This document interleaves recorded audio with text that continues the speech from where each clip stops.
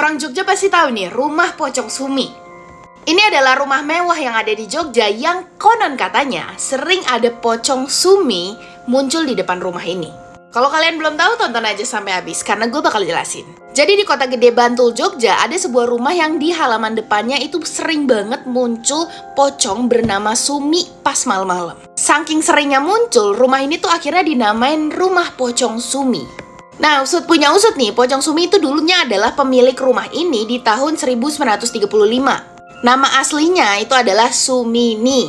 Nah, Sumini sama suaminya itu adalah pengusaha batik yang nempatin rumah ini, guys. Dan mereka itu hidup bahagia aja di sini sebenarnya. Tapi sampai suatu hari, suaminya Sumini ini harus pergi dinas keluar kota, sehingga Sumini ini ditinggal sendirian di rumah. Nah, dari awal suaminya ini udah berpesan nih ke Sumini, kalau jangan pernah bukain pintu buat siapapun, orang yang nggak dikenal.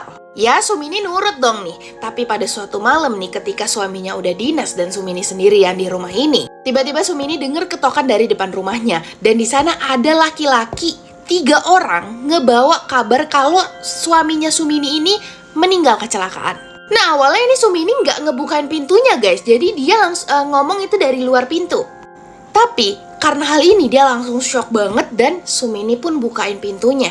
Pas dibukain pintunya, ternyata 3 orang ini itu adalah perampok, guys.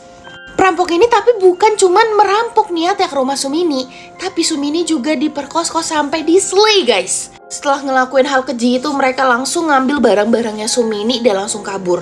Nah, sampai sekarang nih perampoknya tuh belum ditangkap, guys. Nah, setelah suaminya Sumini ini pulang dan tahu kalau Sumini ini udah metong di rumahnya, suaminya pun akhirnya nggak mau tinggal di rumah itu lagi, guys. Sehingga rumah ini tuh kosong lebih dari 40 tahun.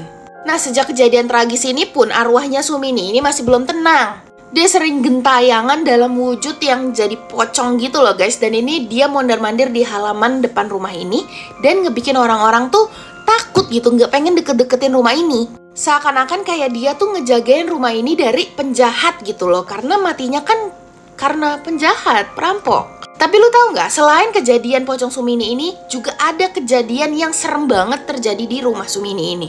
Jadi jauh sebelum Sumini tinggal di rumah ini, guys, dulu rumah ini tuh ditempatin sama keluarga Belanda. Dan si keluarga Belanda ini itu punya asisten rumah tangga yang dinamain Simbo. Asisten rumah tangga ini pribumi. Tapi lu tahu ketika lagi ada tentara Jepang nih, lagi chaos banget Indonesia saat itu, Simbo itu diselay sama tentara Jepang di halaman rumahnya. Dan di situ pula Simbo juga dikuburin, guys. Jadi di halaman rumah ini tuh ada kuburannya Simbo. Dan ini ngebikin ya rumah ini makin serem lah ya. Bayangin di halaman rumah ada kuburan gitu. Wah, kasihan banget deh. Tapi sebenarnya banyak banget nih kejadian-kejadian serem yang terjadi di rumah ini, guys. Cuman intinya asal-usul rumah ini kayak begitu. Nah, kalian nih yang udah pernah berkunjung ke rumah Sumini coba komen. Kali aja gusur juga bisa ya ke rumah Sumini.